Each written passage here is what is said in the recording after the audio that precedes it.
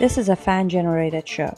If you would like to support us, please go to jamieglazov.com and also don't forget to subscribe to our YouTube channel.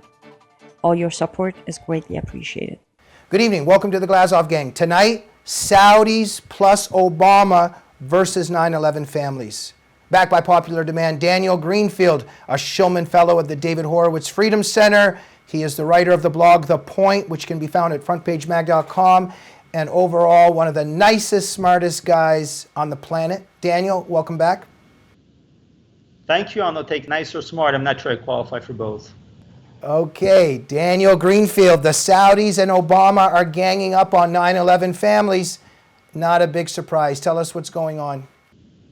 Well, finally Obama did something so repulsive, so repugnant, so horrible that only Harry Reid would stand with him. And he just teamed up with the Saudis against 9/11 families. And the only person in the Senate who would actually stand with him was Harry Reid, somebody so repulsive that he has absolutely no standards whatsoever.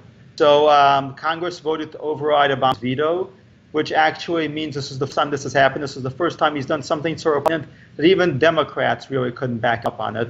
And teaming up with the people behind September 11th against 9/11 families is as despicable as it gets, and this is as despicable as Obama has gotten. Can you just give us the Daniel Greenfield Coles Notes version here for people that don't know, for our audience? First of all, what are the families doing? What's the legislation here? What's this thing going on? Well, first of all, it's important to remember that there have been various efforts to just bring the various financiers behind September 11th to justice. So the United States has had sanctions on a number of funders of Al-Qaeda, some of them, of course, in Saudi Arabia.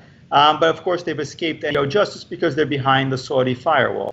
There have been various attempts to sue financial institutions, including banks that help fund. They're actually going after the big enchilada. They're looking at Saudi Arabia itself because Saudi Arabia is harboring financiers of Al-Qaeda. It's harboring these financial institutions, are harboring that have actually funded Al-Qaeda.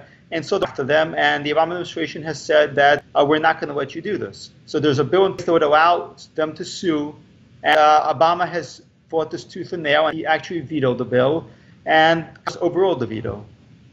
Congress overruled. So what happens now if they overrule the veto?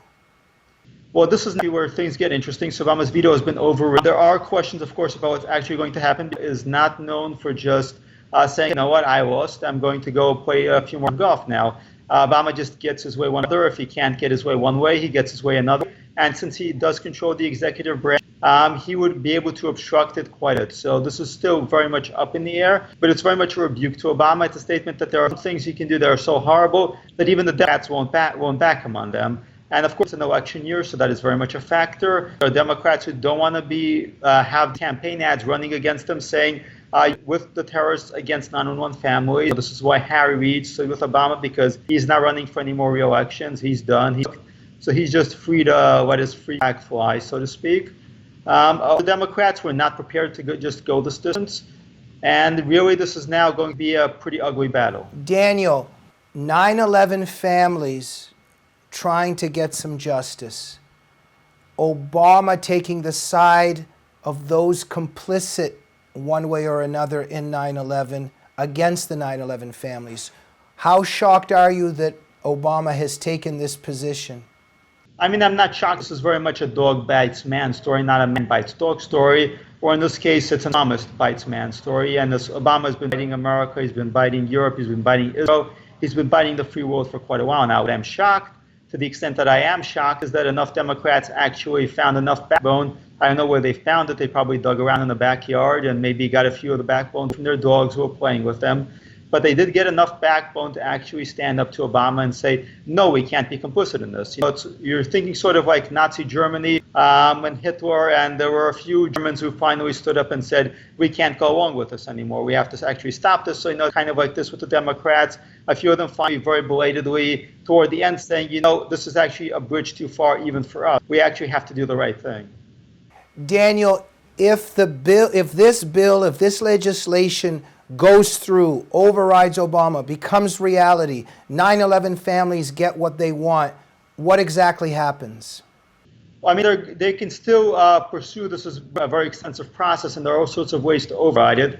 And again, I don't entirely trust Congress because Really, Congress has a long history of just passing things into law and then finding ways to sabotage them, to undermine them, just so they have the political theater, just so they can say we did the right thing. So simply the fact that Democrats voted to override Obama's veto alone already makes me suspicious. It makes me wonder if there isn't some sort of setup, if there's some sort of poison pill in the works.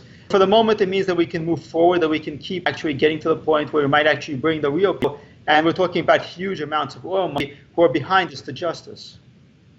Because it's not really about Osama bin Laden sitting in a cave somewhere, as it turned out, in a very nice mansion in Pakistan. It's really about the people who are behind this, and behind this are the Saudis, the Qataris, and all the rest of this big oil money. You write that the Saudis are spending more than $250,000 a month fighting this bill, and they're, enlisting major American companies or whatever. Why are they so scared? Why are they spending so much money on this?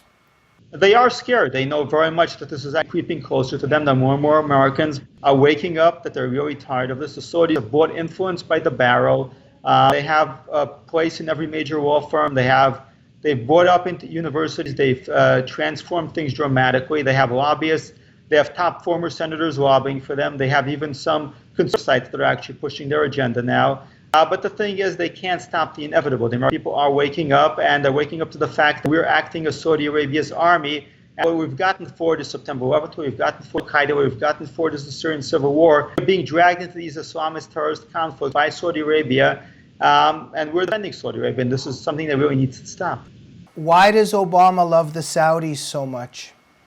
Well, he has a history of entanglements, really dating back to his studies. The Saudis obviously are the ultimate sponsors, the financiers of Sunni Islam. Their counterparts are Iran, which is Shiite Islam, and Obama has close ties. Now he's developed close ties to Iran and Saudi Arabia, to the Meccas of Sunni and Shiite Islam. And these are the fundamental forces of Americanism. Iran for Shiite Islam, which is the calls for death to America, and Saudi Arabia, which in theory claims to be our ally, and all these politicians say that Saudi Arabia is our ally, but in practice, of course, it's sponsoring terrorism against us internationally, and it's also funding all these mosques, all these Islamic institutions within our country meant to undermine us. Daniel, am I correct that the Saudis have given money to the Clinton Foundation and to Hillary's campaign? Absolutely. They have given money in a very big way. They've also given a whole lot of presents. If you look at Hillary Clinton and Obama, the Saudis have given them some pretty elaborate and extensive gifts. They've been buying them. They've been buying this whole thing lock, stock, and barrel. If Hillary becomes president, we have a president that's in the pocket of the Saudis, correct? Absolutely, and you can tell that she's in the pocket of the Saudis because she's echoing their agenda. She's echoing their agenda for Syria. She is absolutely on the take. Should we be worried about this more than how Trump hurts architects' feelings and beauty pageants' feelings 20 years ago? Well, the tragedy is that Trump hurts somebody's feelings. It doesn't matter what you actually do. It doesn't matter the consequences. It doesn't matter the 4 Americans died in Benghazi, the 5 Americans overall died in Libya, the Americans were in there. It doesn't matter how many Americans are out of work. What it matters is, of course, his feelings were hurt, that some architects' feelings were hurt. Really, like Stalin said, 1 death is a tragedy, 1,000,000 deaths is a statistic. Hillary has a whole lot of deaths on her hand. But if the media brings out somebody sympathetic for a moment, one individual, then that's a tragedy. Okay, Daniel, how did you refer to Harry Reid earlier in the program? I don't know, but I could certainly refer to him as a repugnant sack of ooze and political compromises. Okay, can you tell us very briefly why you think this about Harry Reid? Harry Reid has been corrupt. He's been corrupt all his life, and that's not entirely unusual in politics. And Harry Reid, after all, is a senator from Nevada. There are sorts of associations that come with that. This is a guy who has absolutely no principles whatsoever. He's sold out his principles 1,000 times. This was the guy who was militantly against illegal immigration. Now he's militantly for illegal immigration. He stands for absolutely nothing, but you can just invite Harry Reid to give a speech about any topic, and he will give it. And he will give it angrily. He will scowl. He will shout. And he will make it seem as if he's passionate about the subject. But the reality is that he has a long history of just taking any position and then using it to line his pockets, the pockets of his family. The Reid family has done very well from Harry Reid. They've had all sorts of dirty deals with Chinese businessmen, with businessmen from around the world. They've picked the pockets of their state. They've picked the pockets of their country. And meanwhile, Harry Reid continues sitting there. He's rotting. He's falling apart at the core. He's practically oozing. He's like the Wicked Witch of the West and the Wizard of Oz, or I forget if it's the Wicked Witch of the East. Either one would be appropriate for Harry Reid, really. And he's just melting before our eyes. He's melting into this ooze into this puddle of corruption, and he's still fighting. He's still trying to commit as many evil acts as he can. Okay, is there anything bad about him? Okay. I wouldn't say so. I think he's a lovely gentleman. All right, that's my attempted humor. Daniel, before we go, in terms of the damage that Obama has done to America, if Hillary gets in, is there a chance she might be better, the same, or even worse? Hillary is running on the platform of I am going to be Obama's third term. Her base, and this is the base which she won the primaries against Bernie Sanders, are blackmail Obama. This is really just her base. So she's running for Obama's third term, and given that Obama got worse in each term, you can imagine how bad his third term will be. Daniel Greenfield, an honor and a privilege to have you on the Glazov Gang. The honor and privilege is mine. Thank you. Everybody, read The Point at frontpagemag.com. This Shillman fellow is a brilliant man. The Point is the best, greatest blog on the planet and on the internet. If you like this show and want to support us, please do so, because we are a fan-generated show. Go to jamieglazov.com to support us, and you should be ashamed of yourself if you're not a subscriber of the YouTube channel of the Glazov Gang. We'll see you really soon. Good night.